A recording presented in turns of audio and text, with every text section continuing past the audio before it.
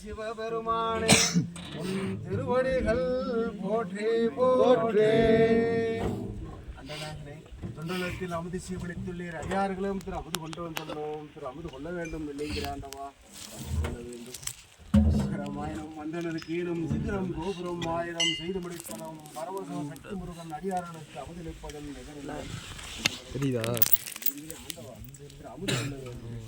திருச்சிற்றம்பலம்